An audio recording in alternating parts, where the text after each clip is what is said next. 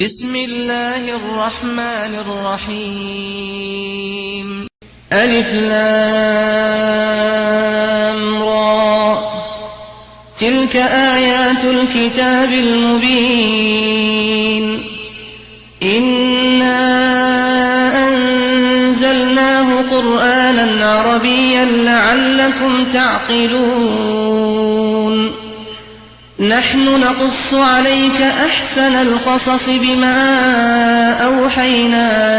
إليك هذا القرآن وإن كنت من قبله لمن الغافلين.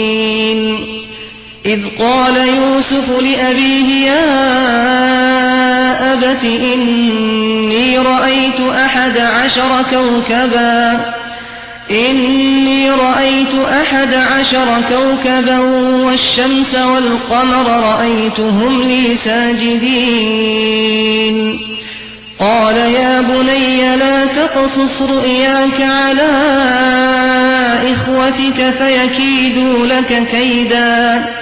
إن الشيطان للإنسان عدو مبين. وكذلك يجتبيك ربك ويعلمك من تأويل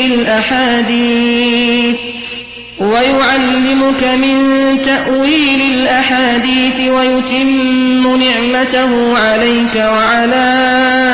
آل يعقوب كما أتمها على أبويك من قبل إبراهيم وإسحاق إن ربك عليم حكيم. لقد كان في يوسف وإخوته آيات للسائلين. إذ قالوا ليوسف وأخوه أحب إلى أبينا منا ونحن عصبة إن أبانا لفي ضلال مبين. اقتلوا يوسف أو اطرحوه أرضا يخل لكم وجه أبيكم وتكونوا من بعده قوما صالحين. قال قائل منهم لا تقتلوا يوسف وألقوه في غيابة الجب يلتقطه بعض السيارة إن كنتم فاعلين. قالوا يا أبانا ما لك لا تأمنا على يوسف وإنا له لناصحون. أرسله معنا غدا يرتع ويلعب وإنا له لحافظون. قال إني ليحزنني أن تذهبوا به وأخاف أن يأكله الذئب وأنتم عنه غافلون. قالوا لئن أكله الذئب ونحن عصبة إنا إذا لخاسرون. فلما ذهبوا به وأجمعوا أن يجعلوه في غيابة الجب وأوحينا إليه لتنبئنهم بأمرهم هذا وهم لا يشعرون. وجاءوا أباهم عشاء يبكون. قالوا يا أبانا إنا ذهبنا نستبق وتركنا يوسف عند متاعنا فأكله الذئب وما أنت بمؤمن لنا ولو كنا صادقين. وجاءوا على قميصه بدم كذب. قال بل سولت لكم أنفسكم أمرا فصبر جميل والله المستعان على ما تصفون. وجاءت سيارة فأرسلوا واردهم فأدلى دلوه قال يا بشرى هذا غلام وأسروه بضاعة والله عليم بما يعملون. وشروه بثمن بخس دراهم معدودة وكانوا فيه من الزاهدين. وقال الذي اشتراه من مصر لامرأته أكرمي مثواه عسى أن ينفعنا أو نتخذه ولدا وكذلك مكنا ليوسف في الأرض ولنعلمه من تأويل الأحاديث والله غالب على أمره ولكن أكثر الناس لا يعلمون. ولما بلغ أشده آتيناه حكما وعلما وكذلك نجزي المحسنين. وراودته التي هو في بيتها عن نفسه وغلقت الأبواب وقالت هيت لك قال معاذ الله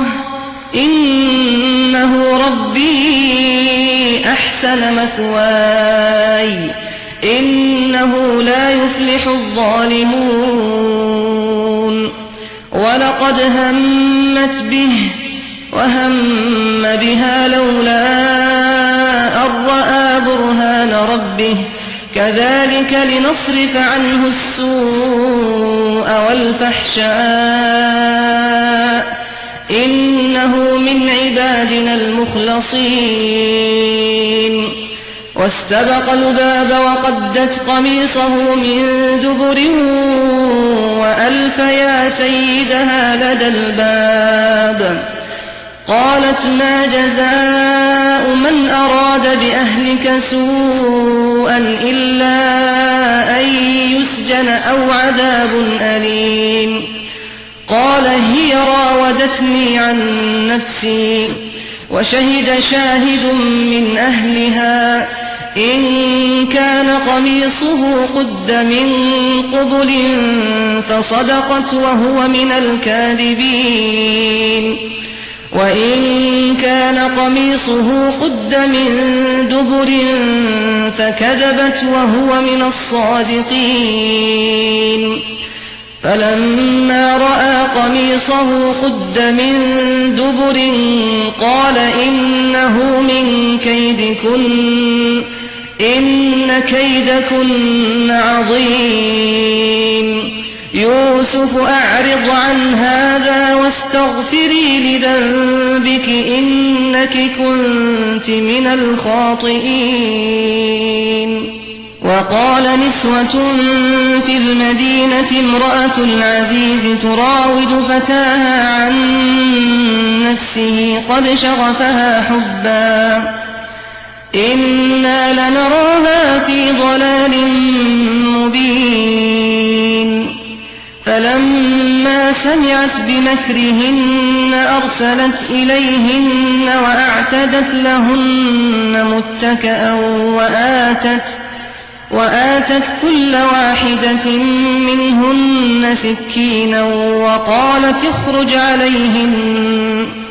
فلما رأينه أكبرنه وقطعن أيديهن وقلن حاش لله ما هذا بشرا إن هذا إلا ملك كريم. قالت فذلكن الذي لمتنني فيه ولقد راودته عن نفسه فاستعصم ولئن لم يفعل ما آمره ليسجنن وليكونن من الصاغرين. قال رب السجن أحب إلي مما يدعونني إليه وإلا تصرف عني كيدهن أصب إليهن وأكن من الجاهلين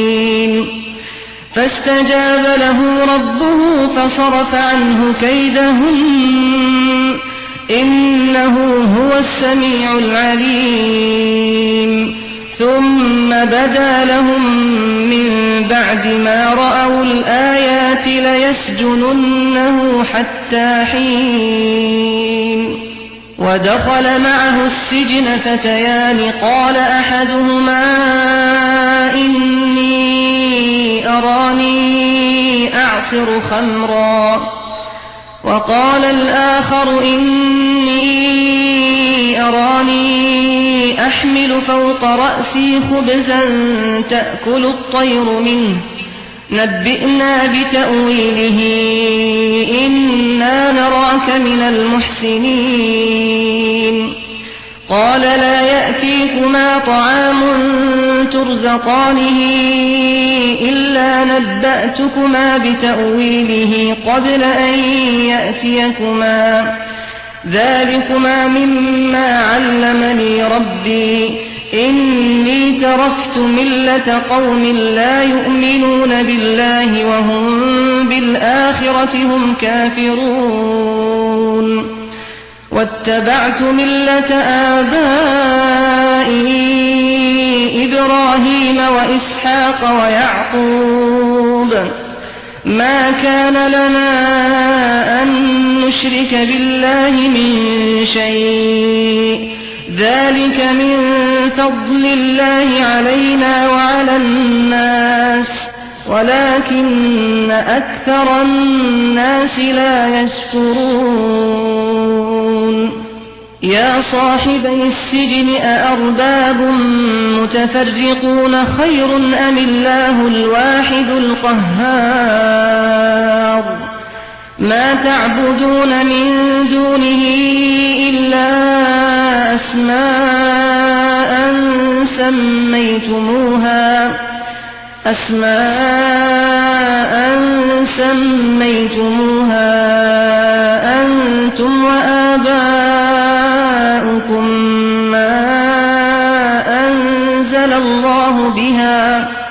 ما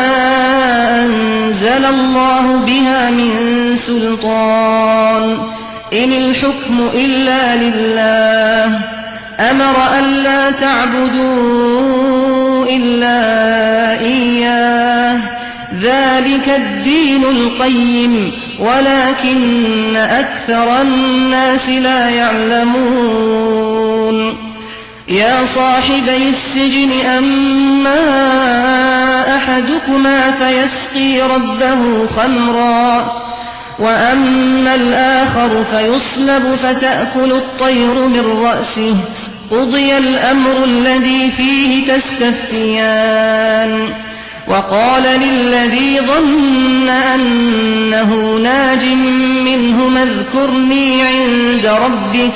فأنساه الشيطان ذكر ربه فلبث في السجن 9 سنين وقال الملك إني أرى 7 بقرات سمان يأكلهن 7 عجاف و7 سنبلات خضر وأخر يابسات يا أيها الملأ أفتوني في رؤياي إن كنتم للرؤيا تعبرون قالوا أضغاث أحلام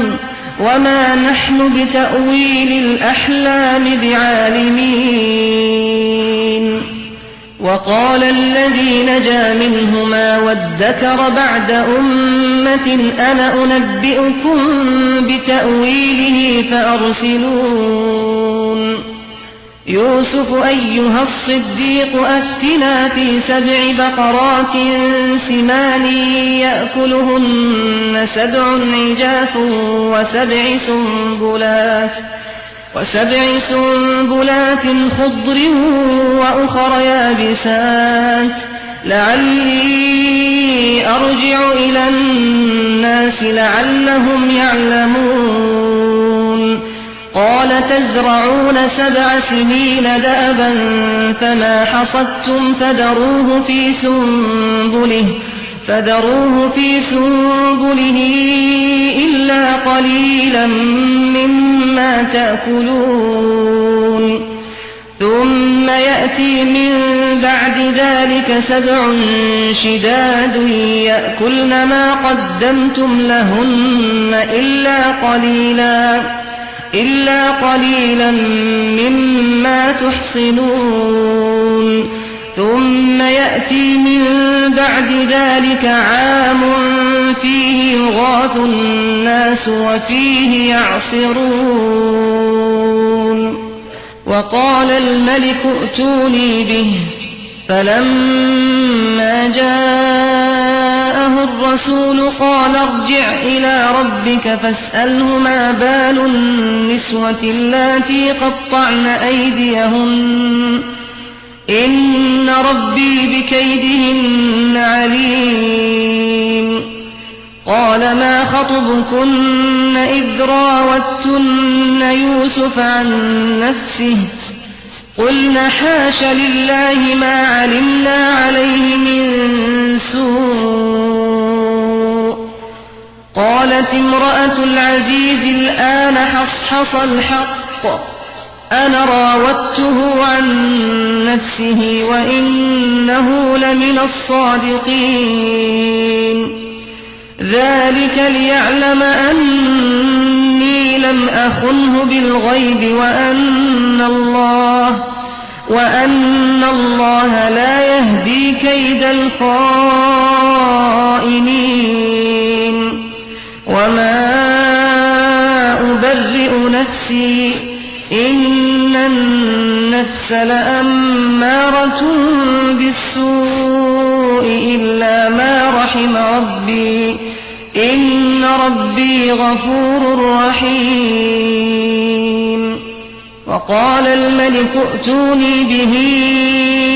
أستخلصه لنفسي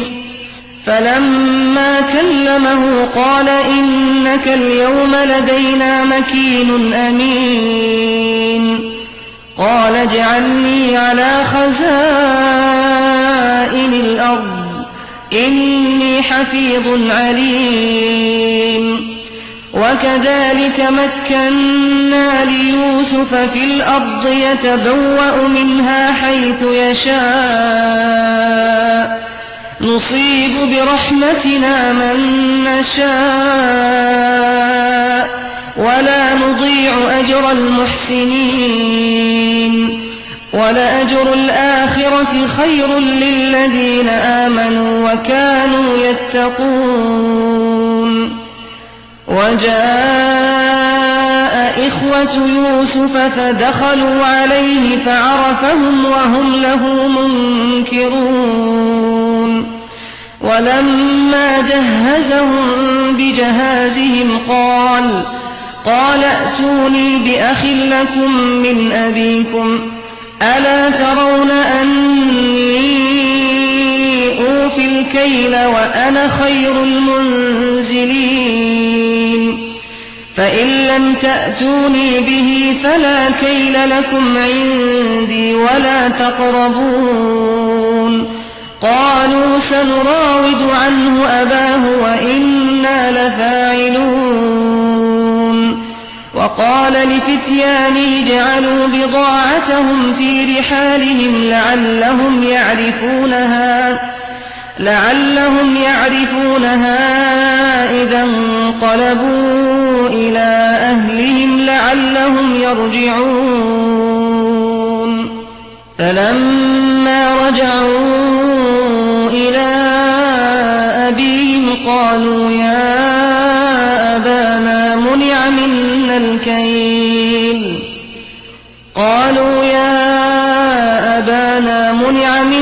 الكيل فأرسل معنا أخانا نكتل نكتل وإنا له لحافظون قال هل آمنكم عليه إلا كما أمنتكم على أخيه من قبل فالله خير حافظا وهو أرحم الراحمين ولما فتحوا متاعهم وجدوا بضاعتهم ردت إليهم قالوا يا أبانا ما نبغي هذه بضاعتنا ردت إلينا ونمير أهلنا ونحفظ أخانا ونزداد كيل بعير ذلك كيل يسير قال لن أرسله معكم حتى تؤتون موثقا من الله لتأتونني به إلا أن يحاط بكم فلما آتوا موثقهم قال الله على ما نقول وكيل وقال يا بني لا تدخلوا من باب واحد وادخلوا من أبواب متفرقة وما أغني عنكم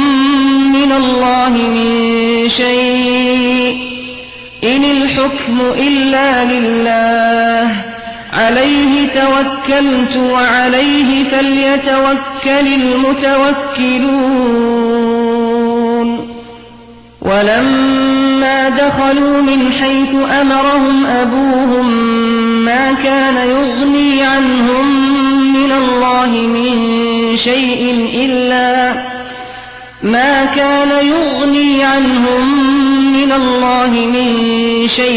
إلا حاجة في نفس يعقوب قضاها وإنه لذو علم لما علمناه ولكن أكثر الناس لا يعلمون ولما دخلوا على يوسف آوى إليه أخاه قال إني أنا أخوك فلا تبتئس بما كانوا يعملون فلما جهزهم بجهازهم جعل السقاية في رحل أخيه ثم أذن مؤذن أيتها العير إنكم لسارقون قالوا وأقبلوا عليهم ماذا تفقدون قالوا نفقد صواع الملك ولمن جاء به حمل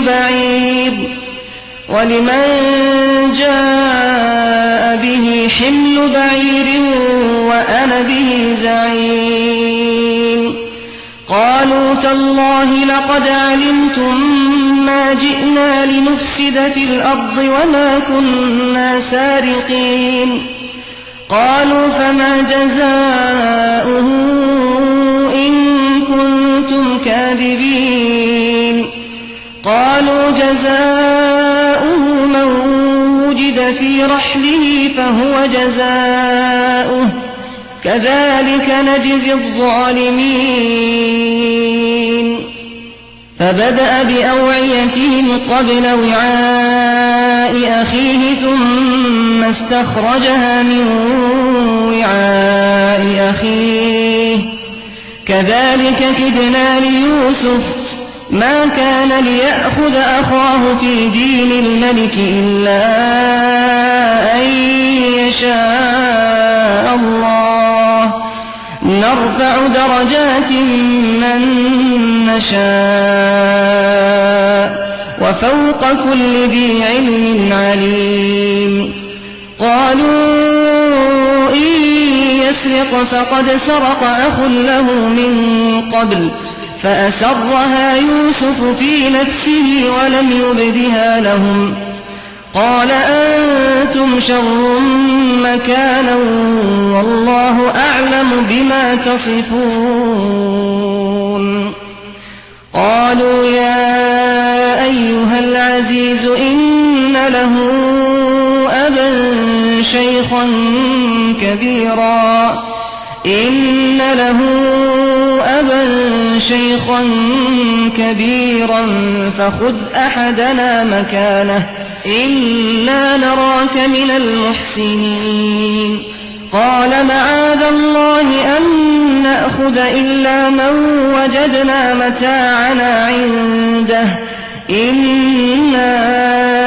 إذا لظالمون فلما استيئسوا منه خلصوا نجيا قال كبيرهم ألم تعلموا أن أباكم قد أخذ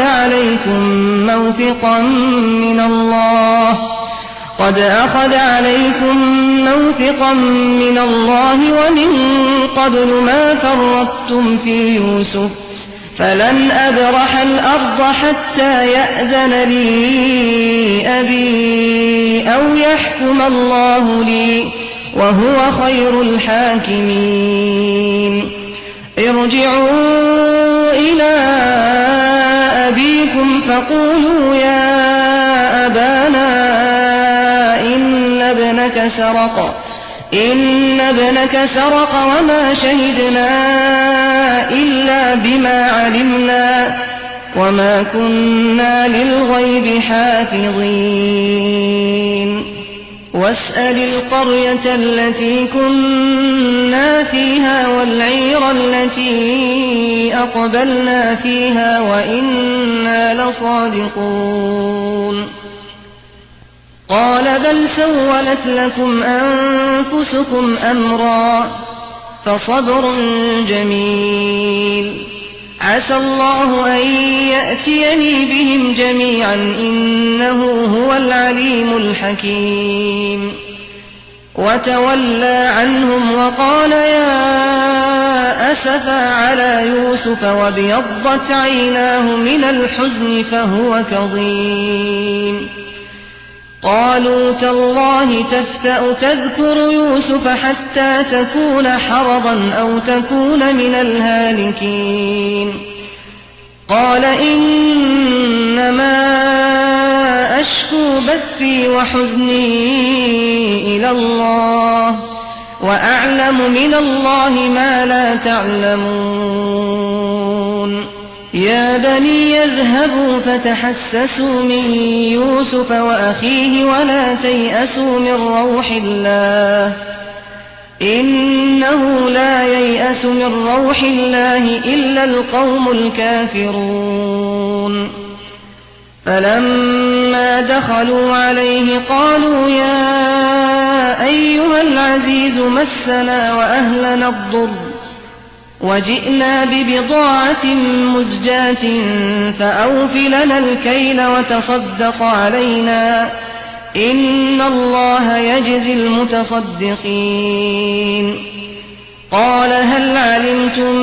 ما فعلتم بيوسف وأخيه إذ أنتم جاهلون قالوا أئنك لأنت يوسف قال أنا يوسف وهذا أخي قد من الله علينا إنه من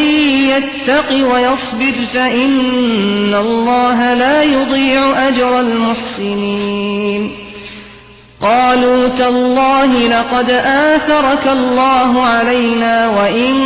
كنا لخاطئين قال لا تثريب عليكم اليوم يغفر الله لكم وهو أرحم الراحمين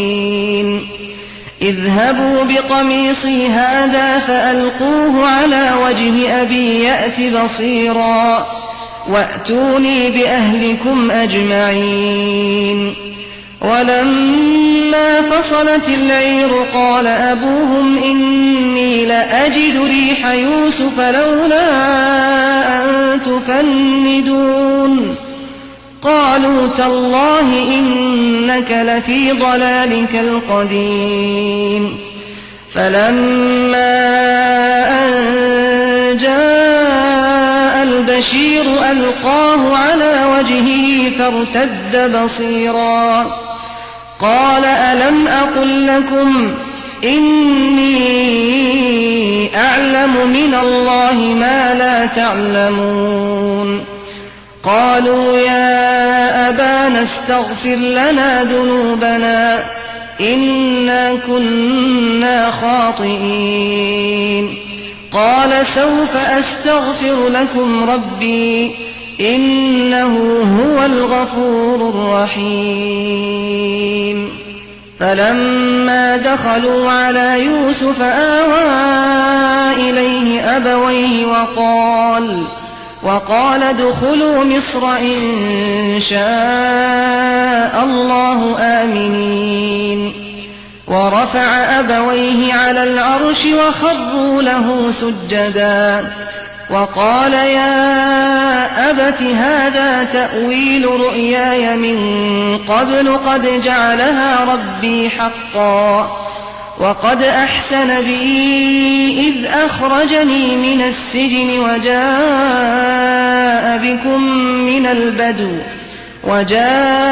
بكم من البدو من بعد أن نزغ الشيطان بيني وبين إخوتي إن ربي لطيف لما يشاء إنه هو العليم الحكيم رب قد آتيتني من الملك وعلمتني من تأويل الأحاديث فاطر السماوات والأرض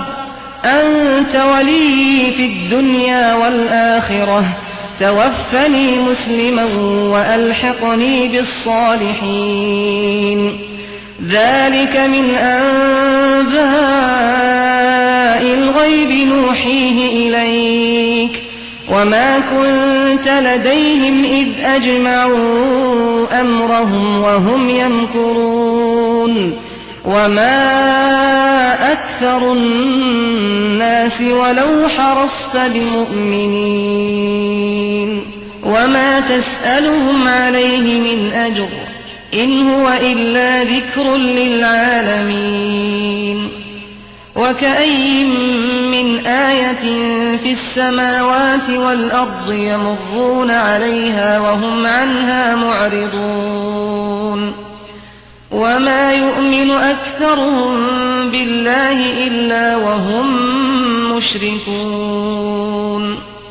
أفأمنوا أن تأتيهم غاشية من عذاب الله أو تأتيهم الساعة بغتة وهم لا يشعرون قل هذه سبيلي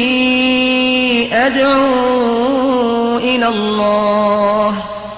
على بصيرة أنا ومن اتبعني وسبحان الله وما أنا من المشركين وما أرسلنا من قبلك إلا رجالا نوحي إليهم من أهل القرى أفلم يسيروا في الأرض فينظروا كيف كان عاقبة الذين من قبلهم ولدار الآخرة خير للذين اتقوا أفلا تعقلون حتى إذا استيأس الرسل وظنوا أنهم قد كذبوا جاءهم نصرنا فنجي من نشاء ولا يرد بأسنا عن القوم المجرمين لقد كان في قصصهم عبرة لأولي الألباب ما كان حديثا يفترى